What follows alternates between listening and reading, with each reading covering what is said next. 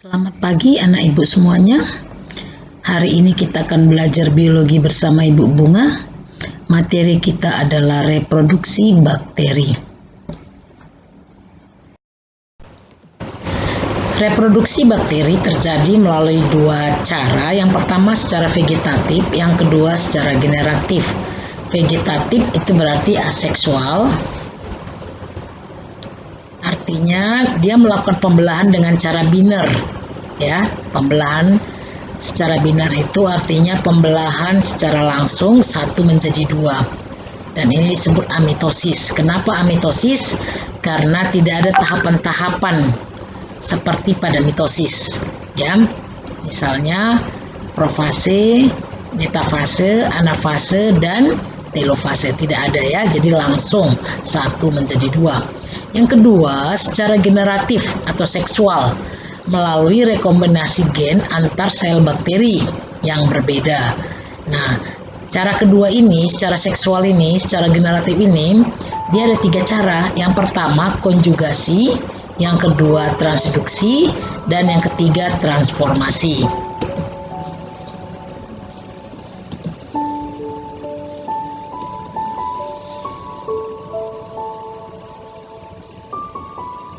Oke, sekarang kita akan melihat reproduksi bakteri secara biner, ya, satu menjadi dua. Ini ada gambarnya pada slide. Yang pertama, pada fase 1, sel mempersiapkan diri untuk membelah.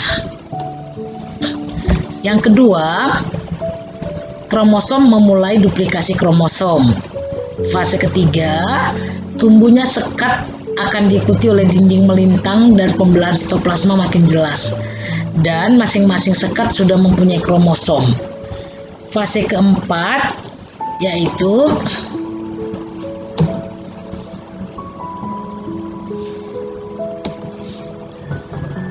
bahwa terpisahnya kedua sel anak yang identik.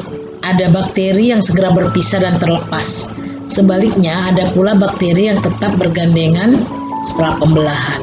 Bakteri demikian merupakan bentuk koloni. Oke, sekarang kita lihat bagaimana reproduksi bakteri secara biner, ya. Pembelahan biner pada bakteri yaitu proses reproduksi secara aseksual atau tidak kawin dengan melakukan pembelahan diri secara langsung. Proses pembelahan biner diantaranya adalah yang pertama, DNA akan bereplikasi menjadi dua bagian berupa kopi DNA yang memiliki sifat yang sama. Selanjutnya terjadi proses pembelahan pada dinding sel dan sitoplasma yang akan membentuk dinding pemisah atau septum dan menjadi batas antara kedua bagian sel. Kemudian jika septum atau pembatas sudah terbentuk sempurna, maka akan terbentuk dua bagian sel baru yang mempunyai sifat identik. Dapat kita lihat pada video ini pembelahan biner, ya, pembelahan biner sel bakteri ini, ya, dari satu menjadi dua. Ini satu, dua. Masing-masing membelah menjadi dua dan begitu seterusnya sampai kita lihat jumlahnya sangat banyak, ya. Jadi ini nanti membelah jadi dua lagi, ini membelah jadi dua lagi. Itu deh, ya. Nah, secara umum ada 4 fase, ya. Pertama, sel mempersiapkan diri untuk membelah. Kedua, kromosom mulai duplikasi, mengganda, ya kan? Ini duplikasi. Ketiga, terjadi pertumbuhan sel yang terus-menerus dan akhirnya akan terbentuk sekat, ya, atau septum. Ini dia mulai terbentuk, lalu nanti ini akan merapat, akhirnya terbentuk dua sel. Itulah yang dimaksud dengan reproduksi bakteri secara biner.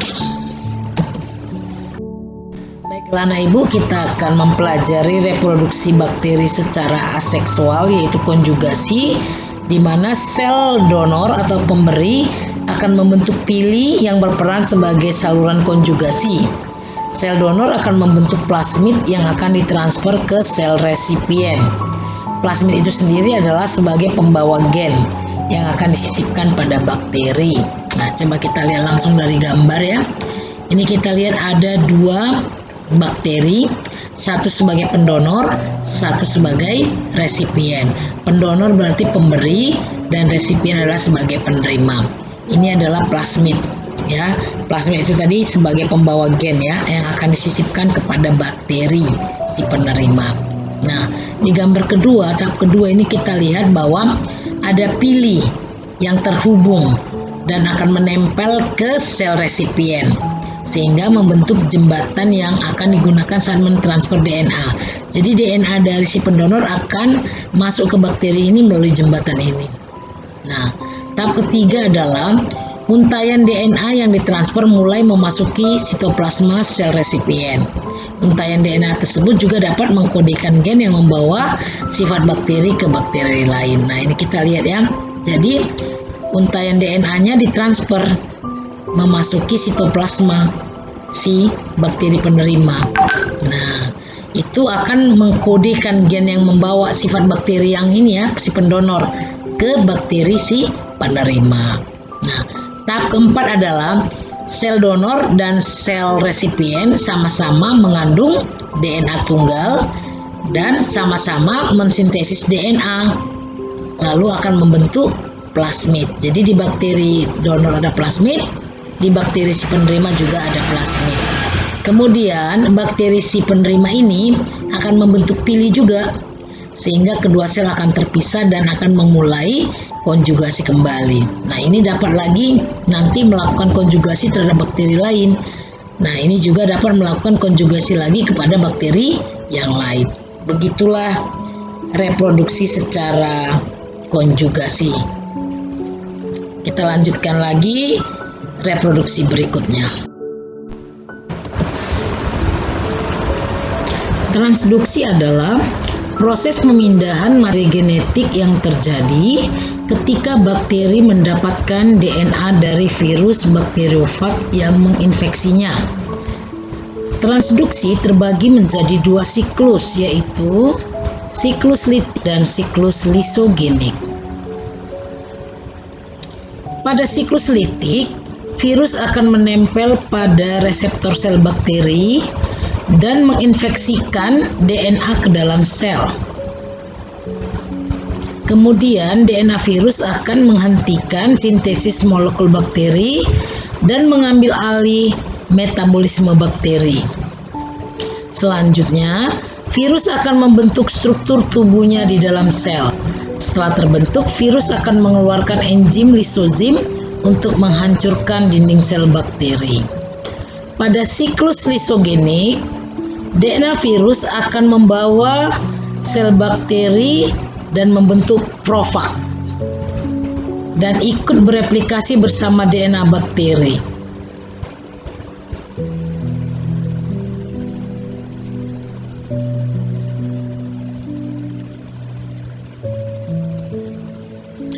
Ketika lingkungan dalam kondisi buruk, profag akan aktif dan memisahkan diri dari DNA bakteri.